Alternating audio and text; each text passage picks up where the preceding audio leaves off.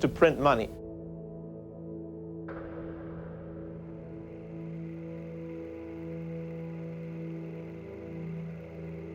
What we need now is more radical measures, and there are some painful ones, but there are also painless ones. The central bank could, for example, just buy all bad debts. At face value, Japan would have the strongest banks in the world.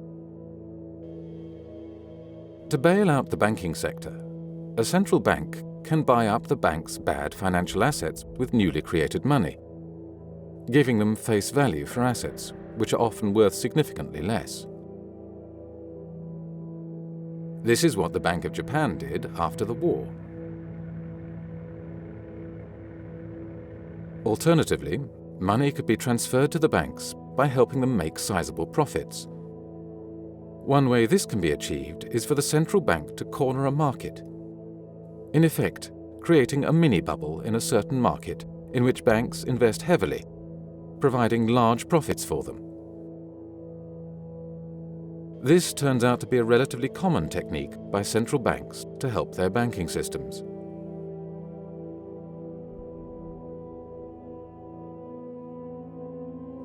Other proposals include measures to introduce zero-risk borrowers to banks, or introducing accounting changes that help their balance sheets.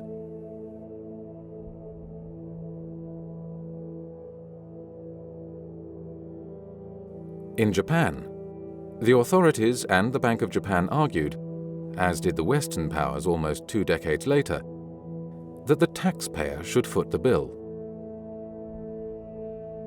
In March last year, as you may remember, the government injected a large amount of money into some 15 major Japanese financial institutions, and we were one of them.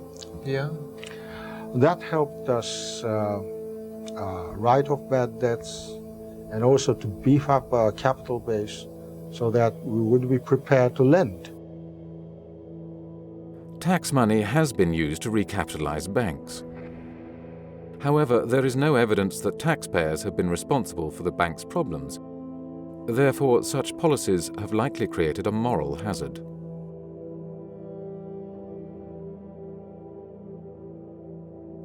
The money supply is determined by the net increase in money creation by banks and the central bank. If moral hazard dictates that the banking sector should not be bailed out, deflation and recession can still be avoided by the central bank. To do this, the central bank can increase the money supply. A central bank can increase the amount of money in an economy at any time, without limit, by simply buying assets from the private sector and paying with newly created credit. The Bank of Japan could, for instance, have bought real estate and converted it into public parks. And there is an opportunity here to solve 3 problems in one stroke. The economy needs money creation, the banks need to get rid of their bad debt, and the real estate sector needs some transactions. Well, what you can do is just have the central bank print money, buy the land from the banks, turn it into parks, and actually you solve another problem, quality of life in Japan. Even if the Bank of Japan had later sold these parks at a fraction of the cost, it would still have made money, because it costs a central bank nothing to create the money in the first place. Another option for injecting money into the economy is quantitative easing. Despite having all these options available, the Bank of Japan, at every stage, refused to implement policies that would have resolved the crises. When I was at the Bank of Japan 92-93 as a visiting researcher, I was convinced that this recession was going to get really bad. So any Bank of Japan guy who I could get to talk to me, I would ask, well, why aren't you printing more money? I noticed they were not printing enough money. And I met one guy who was quite open about that. He said, Richard, yeah, sure, we could have printed more money, we could have created a recovery, but then nothing would have changed. Japan's economic structure would not have changed. Now, at that time, I still wasn't ready to believe that the Bank of Japan was seriously prolonging the recession on purpose in order to get structural changes. That just seemed a bit too wild. Finance Minister Masajiro Shiokawa has turned to the Bank of Japan, asking it to help stop deflation, or fight deflation at least. The Bank of Japan consistently defied calls by the government, finance minister and prime minister to create more money to stimulate the economy and end the long recession. At times, the Bank of Japan even actively reduced the amount of money circulating in the economy, which worsened the recession.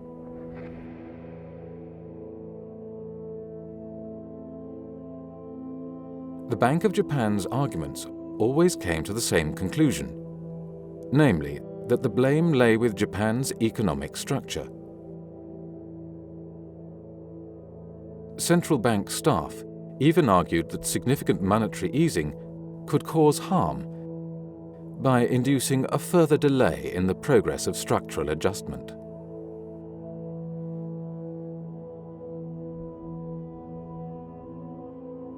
The early post-war Japanese leaders knew that they were running a war economy, but they chose not to talk for political reasons.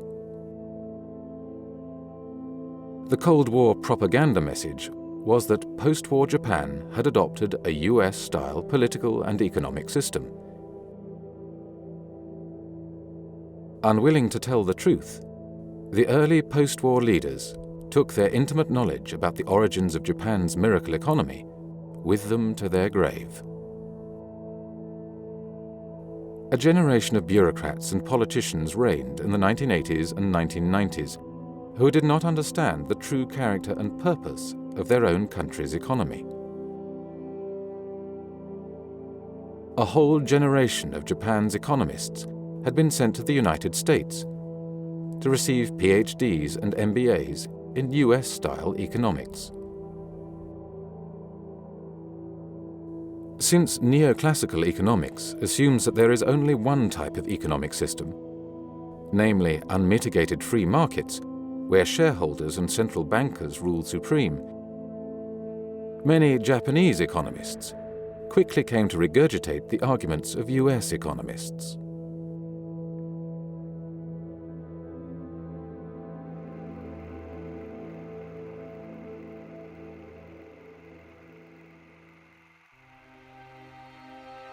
The US and Japan closed 2 days of insurance talks on Tuesday. Primary sector deregulation is needed to overcome the entrenched interests of large insurance companies, life and non-life, and the Ministry of Finance bureaucracy. They need to reach an agreement before December the 15th. After that date, the US has threatened to impose trade sanctions. Well, a key move analysts are expecting, the securitization of real estate. Well, will the package be enough? Well, for more, we are talking to Richard Werner. To have meaningful securitization, we need deregulation, and that's already the answer to your question. To get deregulation, you have to reduce the power of the Ministry of Finance, and obviously the ministry was resisting that. In the 1980s, persons who could introduce themselves with a business card from the renowned finance ministry elicited deep and hushed exclamations of awe and respect. But by the mid-1990s, attitudes had changed. There now seemed little doubt to most observers that the Ministry of Finance had caused the recession. Frequent demonstrations were held outside the ministry's doors by citizens disgusted by the bureaucrats' actions. In early 1998, public prosecutors for the first time raided the most powerful of Japan's ministries. Both banks and their regulators were heavily criticized for their actions. Scandals highlighted some of the informal links that existed between Ministry of Finance officials and bankers. Many bank staff and even some ministry officials were arrested and imprisoned, and several committed suicide.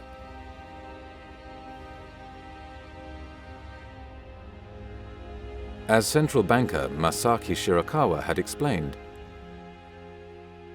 it is not easy to change the institutional framework and promote structural reform, since it necessarily involves the vested interests of all the related individual economic agents.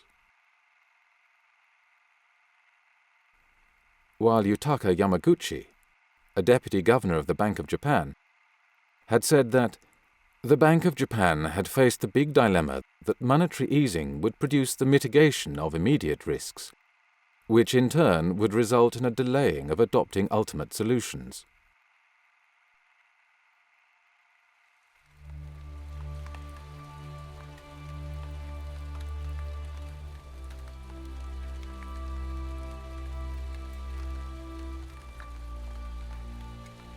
From the mid-1990s onwards, the government began to dismantle much of the power structure of the Ministry of Finance.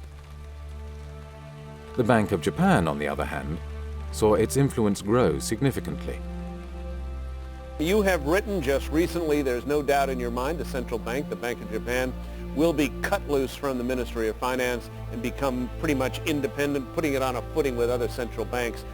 Briefly, why are you so sure? Basically, the Ministry of Finance, which had been controlling, legally at least, the Bank of Japan, I mean that's what the law says, has lost all credibility. The Ministry of Finance is being blamed for the creation of the bubble, for the long recession, and for many other problems we had recently in Japan.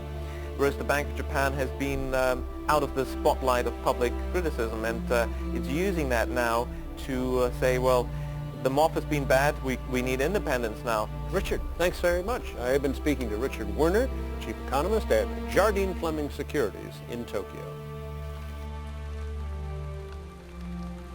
Soon after his retirement from the position of governor of the Bank of Japan in 1994, Mieno embarked on a campaign, giving speeches to various associations and interest groups.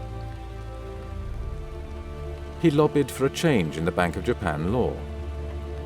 His line of argument was to subtly suggest that the Ministry of Finance had pushed the Bank of Japan into the wrong policies. To avoid such problems in the future, the Bank of Japan needed to be given full legal independence.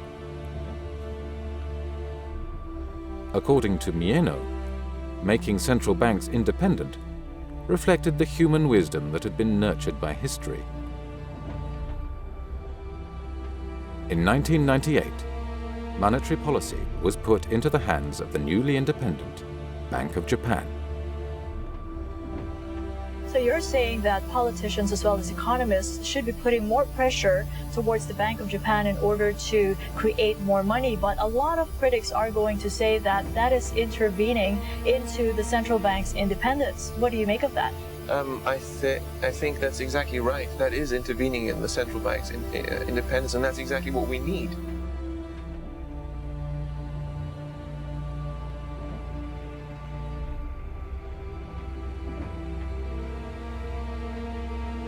The numerous scandals that followed the bursting of the bubble also brought down the 1955 system of one-party rule by the Liberal Democratic Party. In the old system, politicians did not compete by proposing different policies. Policy was made by the bureaucrats, and politicians merely focused on appeasing local constituencies with public works projects. In October 1997, for the first time in post-war history, all policy initiatives to stimulate the economy originated from politicians, not bureaucrats. Then, in early 2001, a new type of politician was swept to power. Japanese government bonds staged their biggest rally this month as Junichiro Koizumi emerged as the hot favorite to become the country's next prime minister. Junichiro Koizumi became prime minister. In terms of his popularity and his policies, he is often compared to Margaret Thatcher and Ronald Reagan. His message was simple: no recovery without structural reform.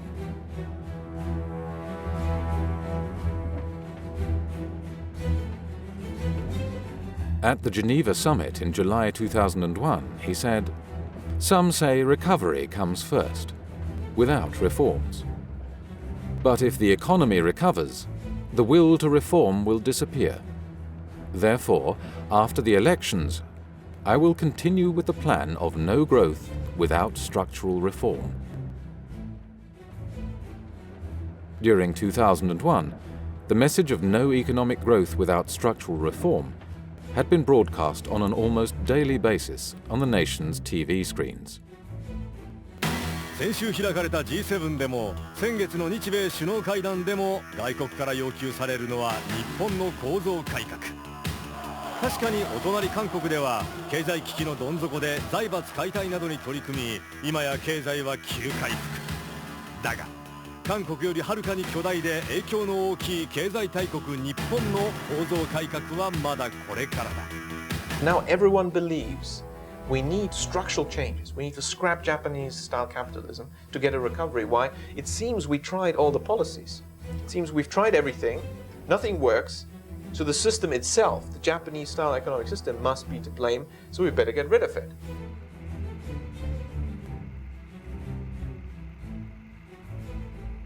Japan was shifting its economic system to a US-style market economy. And that also meant that the center of the economy was being moved from banks to stock markets.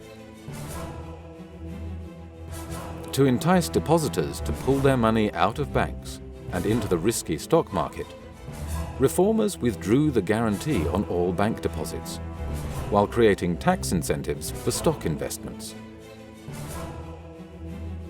As US-style shareholder capitalism spread, unemployment rose significantly. Income and wealth disparities rose, as did suicides and incidents of violent crime. Then, in 2002, the Bank of Japan strengthened its efforts to worsen bank balance sheets and force banks to foreclose on their borrowers. Until then, Hakuo Yanagasawa, Minister for Financial Services, had resisted the Bank of Japan-inspired proposal to inject tax money into banks, effectively nationalizing them, taking over their management, and using this power to call in loans from companies, thus triggering many bankruptcies of large firms. Mr. Yanagasawa was duly sacked by the Prime Minister and replaced with Heizo Takenaka. Takenaka was a supporter of the Bank of Japan's plan to increase foreclosures of borrowers. Minister Takenaka was trying to implement a policy to actually dramatically weaken the balance sheets of the banks in order to give him a free hand and allow him to nationalize them. Takenaka appointed a task force to oversee the banking policies, which included 2 former Bank of Japan staff. One of them, Takeshi Kimura, immediately demanded that accounting changes be implemented which would worsen bank balance sheets and render nationalization unavoidable. Takuro Morinaga, a well-known economist in Tokyo, argued forcefully that the Bank of Japan-inspired proposal by Takenaka would not have many indigenous beneficiaries, but instead would mainly benefit US vulture funds specializing in the purchase of distressed assets. These vulture funds had faced the difficulty that despite over 200,000 bankruptcies, few firms sufficiently large for the vulture funds to be interested were bankrupted.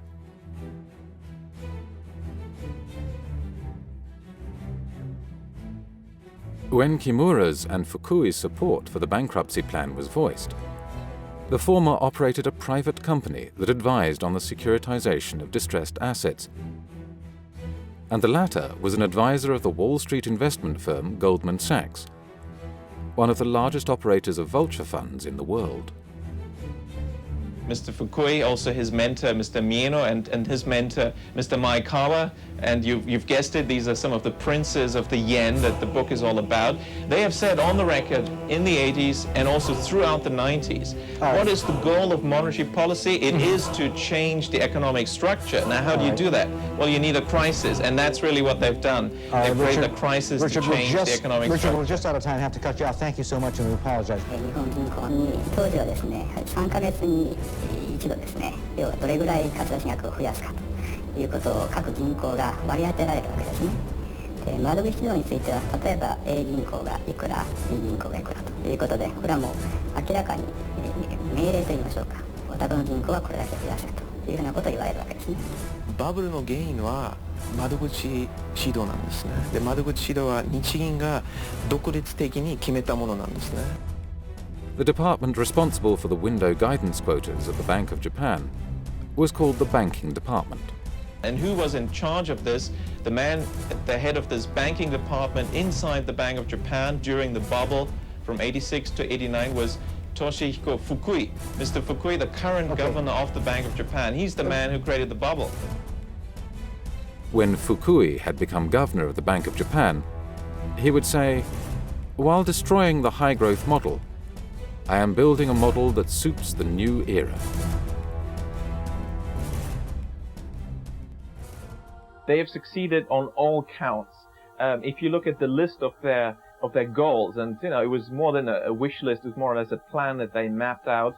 They wanted to achieve. They've reached all those goals. Destroy the Ministry of Finance, break it up, get an independent financial supervisory agency, reach independence for the Bank of Japan itself by changing the Bank of Japan law, and engineer deep structural changes in the economy by shifting from manufacturing to services, opening up, deregulating, liberalizing, privatizing, the whole lot. In the 1920s, Japan's economy in many ways resembled today's US economy. With fierce competition, aggressive hiring and firing, takeover battles between large corporations, few bureaucratic controls, strong shareholders that demanded high dividends, and corporate funding from the markets, not banks. Yet throughout the post-war era, Japan's economy had been the opposite.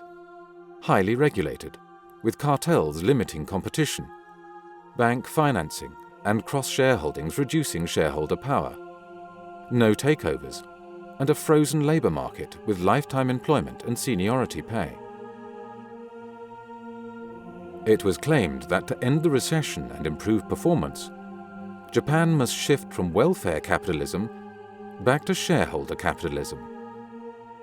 Yet it remains unclear why a country that had run a consistent and significant balance of trade surplus would need to change its economic system to become more competitive.